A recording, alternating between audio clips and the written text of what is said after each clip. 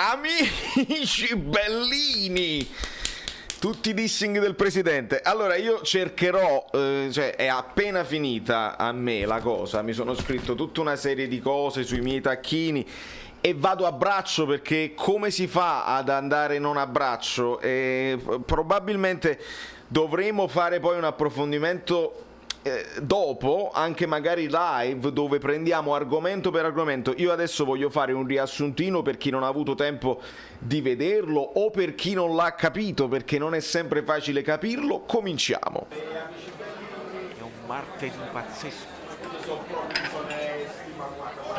Rumori incredibili, rumori. Allora, amici miei, benvenuto Franco Battiloro. Non so se qualcuno sarà nuovo che è capitato qui per caso. Io sono Valerio Fluido da New York, questa è Napoli, ma perché io da tifoso del Napoli, napoletano, mi sono trasferito a New York, non ha importanza. Cerchiamo di ricostruire un attimo il ricostruibile di questa intervista, questa conferenza fiume, che comincia con Lombardo che dice: vuoi dire qualcosa Aurelio prima di cominciare? E parte con un dissing, tutti i dissing del presidente. Era bellissimo anche vedere la chat sul canale YouTube ufficiale del Napoli. Il picco di spettatori non è arrivato a 5.000 e secondo me questo è grave, dovrebbe far riflettere. Noi dobbiamo sempre pensare cosa ci fa riflettere, non dobbiamo dare sentenze, dobbiamo fare riflessioni, e secondo me 4.700, 4.800 di picco sono pochine, amico mio, quindi lavoriamoci anche su questo e ragioniamo sul fatto che il Napoli non se lo fila a nessuno, stiamo perdendo terreno rispetto alle altre a livello social, a livello di tifosi che sono disamorati. Questo è un discorso che va approfondito. Parte parlando di Covid, di vaccini, di europei che non erano il caso di farlo, di Draghi, e Lombardo chiude questa cosa per questo monologo. Dice proprio il monologo: Lombardo si può permettere di avere una certa confidenza. Questa è la cosa che possiamo trarre dal primo intervento. Dopodiché il giornalista Pino Taormina del Mattino si immola chiedendo di Napoli-Verona. Lui parte con: ma vedi i rumori. Mi fa piacere anche sottolineare come con un Jacobelli lui va con il lei e parte con veda, guardi, eccetera eccetera. Con altri giornalisti ci sono rapporti completamente diversi. Con Pino Taormina si dà del tu, con Titti Improta ma tesoro mio, così sembra quasi. Con Titti Improta è stato molto scostumato perché forse sei stata distratta. In realtà quando Titti Improta fa di nuovo la domanda è perché tu nella risposta non hai detto niente, mi permetto io di dire, calcisticamente parlando. Di conseguenza brutto l'atteggiamento nei confronti di Titti Improta, e sono molto solidale con la brava giornalista di Canale 21. Insomma, sulla prima domanda di Napoli-Verona non dice nulla, perché, anzi dice una cosa che si contraddice, perché lui parla di: ma vedi, lo stadio c'è il pubblico, noi eravamo abituati a sentire il pubblico, dopodiché sentiamo solamente gli allenatori, e gli allenatori sono alle volte possono disturbare anche i giocatori, sono le urla eccetera eccetera. E questa risposta per Napoli-Verona non funziona, amico mio, perché Gattuso durante quella partita non ha urlato, anzi, quindi al massimo, se tu hai aperto questa parentesi, la dovevi chiudere e dire: invece in Napoli-Verona non è successo questo, i giocatori disabituati non hanno reagito eccetera eccetera. E quindi questa risposta purtroppo non ci soddisfa, perché non puoi spiegare la prestazione di Napoli-Verona con il fatto che Gattuso urli in testa ai giocatori. Ha urlato per tutta la stagione, abbiamo fatto i 43 punti nel girone di ritorno, non ci azzecca e non è successo, quindi questa risposta non vale, la cassiamo. Nell'intervallo però lui ha suonato la gran cassa, pum pum pum pum. A proposito, la mia canzone è quasi pronta, ma lasciamo perdere. Lui ha suonato la gran cassa e non ha suonato la carica, ha suonato la gran cassa, e grazie al suo intervento nell'intervallo il Napoli va in vantaggio. Lui fa capire questo e poi ci rimane male che poi ci pareggiano, va bene, ma lui poi dice: in realtà noi ci dobbiamo lamentare di Cagliari, non ho nulla da recriminare, il campionato è un po' falsato per tutti. Questa è la cosa generale sulla prima domanda. Dopodiché gli chiedono della Superlega e lui ci conferma come abbiamo detto su questo canale più volte, che non è mai stato contattato da Perez. Il solito giro di parole incredibili, la Superlega non va bene, l'invito non va bene, però il calcio è malato, è vecchio, i soldi, e tutto gira intorno ai soldi, ed è un leitmotiv ovvio che ci aspettavamo di tutta questa conferenza stampa lunghissima. Poi dice anche che il mondiale, e qui siamo d'accordo, insomma, messo in quel periodo dell'anno è una super cazzata, e va bene così. Andiamo avanti. Gli si chiede di Spalletti e lui ci dice un po' di cose, dice: noi virammo, perché lui dice io Spalletti lo avevo già contattato anni e anni addietro, e poi dice non mi ricordo se virammo su Benitez oppure su Sarri. Quando l'hai contattato? Sono due periodi molto diversi della storia del Napoli. Avrei gradito un pochino più di precisione in certe risposte, perché è stato molto vago. Per esempio parlava di quando abbiamo perso con Benitez quella qualificazione Champions, e lui non si ricorda se c'erano dei rigori, 4 rigori, no, era quel rigore di Higuain.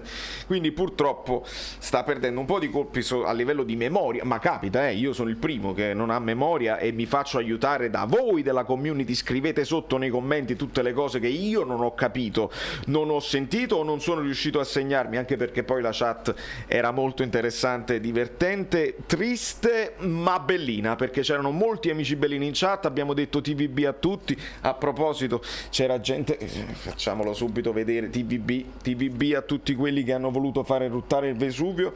Va bene così, hanno bisogno di affetto, noi li dobbiamo accontentare. Si parla di stipendi troppo alti, ovviamente, e quindi lui deve far quadrare questa cosa qua. Dice che il Napoli ha un monte stipendio di 156 milioni e non può andare bene. Basta venderne uno? Dice no, bisogna venderne molti, perché uno non basta per far quadrare i conti, anche perché poi l'obiettivo, questa è poi la domanda finale, l'obiettivo è rientrare in Champions, ma non perché i tifosi vogliono la Champions, non perché è bella la Champions, ma perché devo far quadrare i conti. Se non ho la Champions non riesco a far quadrare i conti. Ma vuoi andare in Champions facendo un taglio degli stipendi e quindi abbassando il monte ingaggi? Sarà complicato, mentre le altre squadre continuano, anche magari non pagando gli stipendi, continuano a rinforzarsi, fanno il mercato anche prima di fare delle cessioni. Noi vogliamo andare in Champions senza fare mercato, se non vendiamo prima diventa complicata. Andiamo avanti.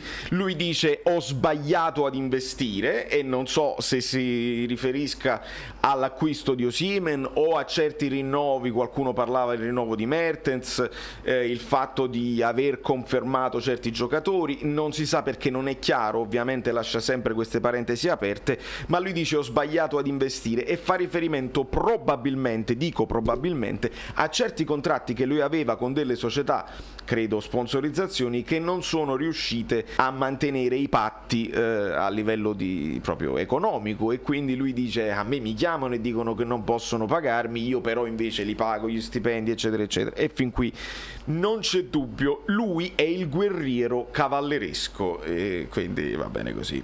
Il silenzio stampa, lui ribadisce che era per difendere l'allenatore dagli amici se poi erano amici suoi i giornalisti, gli ex calciatori, non ho capito perché doveva essere una difesa. Alla fine è stato attaccato molto di più a Napoli che non in Italia, quindi questa storia qua io continuo a non capirla. E poi si è parlato di delle liste di Benitez, le famose liste di Benitez, che lui apprezzava per la capacità manageriale inglese di Benitez. Questi sono i giocatori che voglio. Mi vergogno ma non posso permettermi. Questa è un'altra lista, purtroppo non me la posso avere. La terza lista fu quella lì, e lui dice anche i giocatori che ancora abbiamo, quindi si può riferire a Jorginho, non più a Gulam, perché poi ne sono rimasti pochi di quelli là. Ricordiamo insomma, Benitez aveva quella forza, Koulibaly, insomma è inutile fare, perché questo video già è troppo lungo. Spalletti ci dice che era già pronto quando fu contattato nel momento di Maretta giornalista del Napoli, ma De Laurentiis ci fa capire che lui aveva contattato Spalletti per un eventuale ingresso in corsa, se ce ne fosse stato bisogno, e lui fa più che un discorso tecnico, tattico, nel senso che il Napoli stava perdendo punti in classifica, ne fa un discorso proprio della malattia di Gattuso, cioè lui aveva messo in dubbio il fatto che Gattuso si potesse riprendere fisicamente e che quindi potesse continuare ad allenare fondamentalmente, quindi lui aveva contattato altri allenatori. Lui fa l'esempio di Spalletti, ma anche altri. Dice no, io con Benitez mi sento a prescindere, va bene. Quindi per questo motivo qua, non tanto perché non andasse bene, ma lui ci dice una cosa, lui ci dice che Gattuso sarebbe andato via anche in caso di scudetto, ma fammi fare una risata su questa cosa qua, perché non è possibile. Allora tu hai confermato Gattuso, ci dice De Laurentiis, perché non c'era tempo di programmare ad agosto, Gattuso doveva essere solo un traghettatore, non c'era tempo di programmare, lo hai confermato perché non avevi tempo per prenderne un altro e riorganizzarsi, dopodiché nella sua idea lui sarebbe andato via comunque perché non faceva parte del progetto suo del Napoli, mamma mia, e proprio senza progetti, va bene, il traghettatore esiste, e però anche se avesse vinto lo scudetto, anche se fosse andato in Champions, sarebbe stato salutato con un bellissimo comunicato di ringraziamenti, di grandi cose, eccetera eccetera, comunicato che viene poi stretto e consolidato in quel tweet dove praticamente lui ringrazia tra virgolette Gattuso, un tweet che non è stato preso benissimo dalla stampa nazionale. Però lui, mentre dice questa cosa, che Gattuso sarebbe stato esonerato a prescindere, cioè non confermato a prescindere, lui ci dice che comunque si era sentito con Mendes e avevano firmato un pre-contratto, cioè c'era il contrattino, c'era.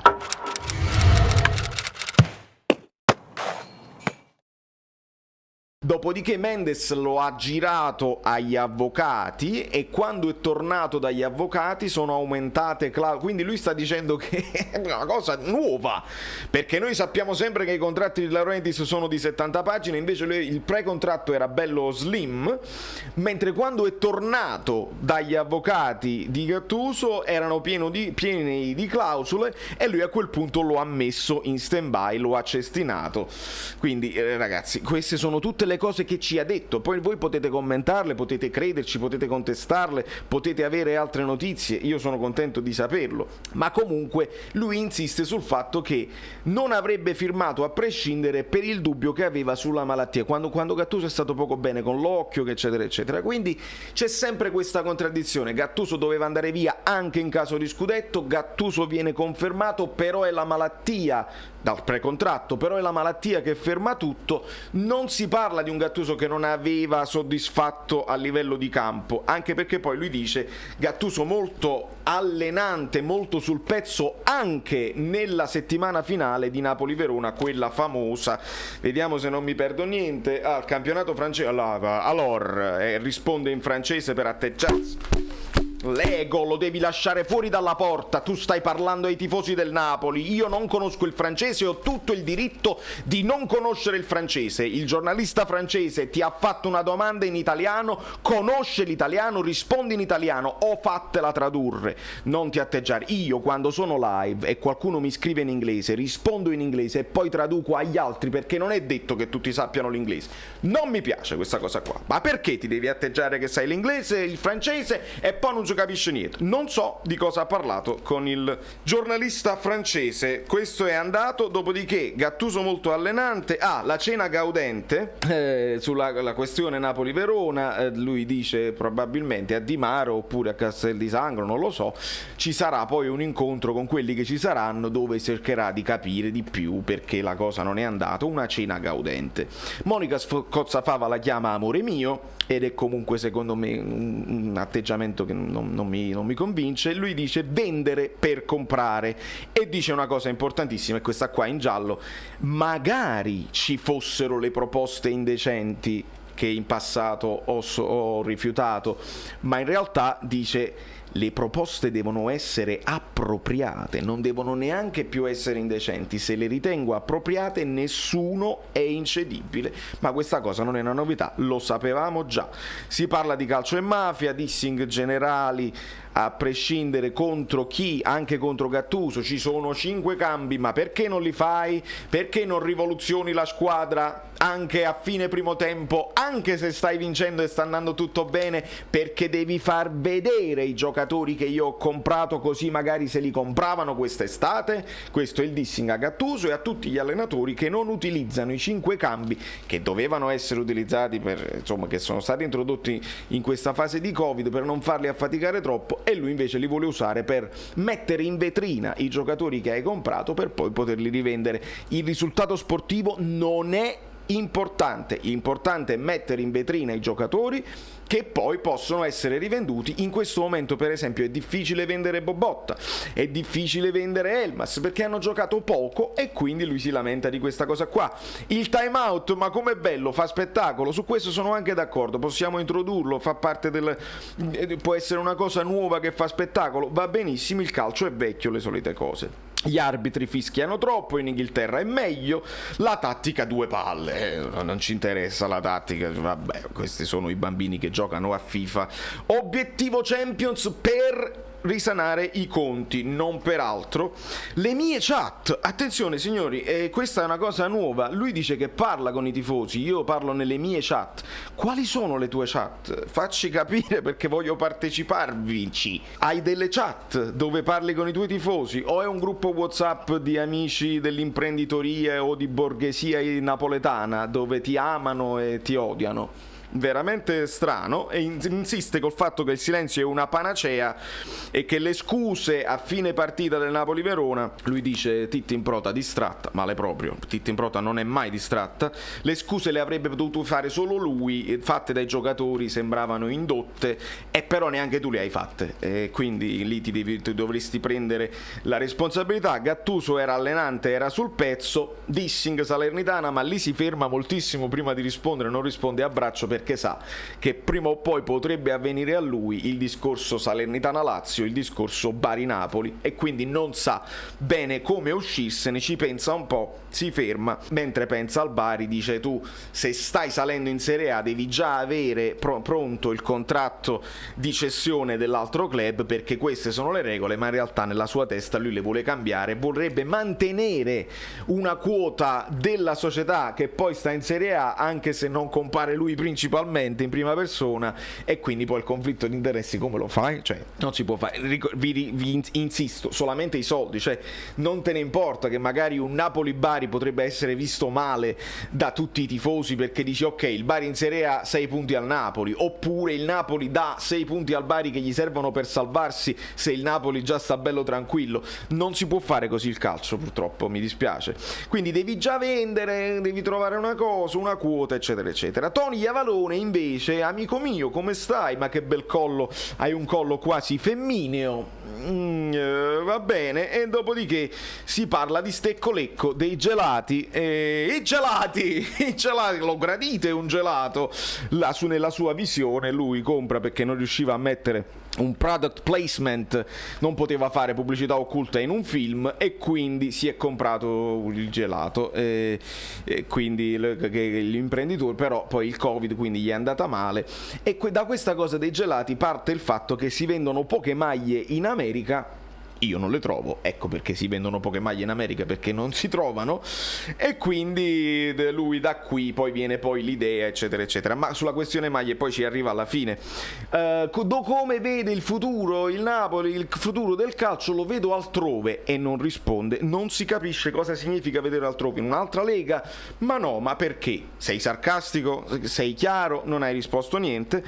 Un'unione col basket, una bellissima domanda, interessante, innovativa, abbonamenti congiunti tra vari sport, ma perché? Tu sei uno che c'hai le quote del basket? No, non va bene, ok. E propone poi di far entrare allo stadio solamente quelli col doppio vaccino. Questa non è una cosa sbagliata, si fa qui con i concerti. Il concerto dei Foo Fighters al Madison Square Garden, ovviamente erano tutti vaccinati, concerto full capienza. La differenza tra imprenditori e prenditori, e lui si dichiara un imprenditore che fa impresa perché ha le varie imprese, non solamente il Napoli, mentre dice che gli altri presidenti sono prenditori. E quindi poi, ritornando al discorso delle maglie che lui si vuole autoprodurre, dice che ha avuto delle prime bozze di idee da Armani, da Emporio Armani e A7, però ha detto che erano delle cose sbagliatissime. E quindi noi non le abbiamo viste, così ha detto no, fermo tutto, eccetera eccetera. Siamo molto in ritardo con la maglia, se ne parla ad agosto, lui ancora non ha visto il materiale, se il materiale poi deve arrivare dalla Cina, 45 giorni con la nave, eccetera eccetera eccetera. Veramente questa questione delle maglie è ridicola, perché non può, tutte le squadre presentano la nuova maglia alle ultime giornate del campionato che sta finendo, noi nemmeno a inizio ritiro avremo le nuove maglie. È una roba veramente incredibile, e quindi non abbiamo un design, non sappiamo chi le dovrebbe distribuire, la figlia, ma non sappiamo se le produce lui da solo, se accetta questa cosa con Armani, se lo convince, se gli convince i materiali, eccetera eccetera. E poi devi portarmela tu a casa in America, amico mio, perché altrimenti stiamo punto e da capo, ed era meglio farla fare alla Nike o alla Adidas.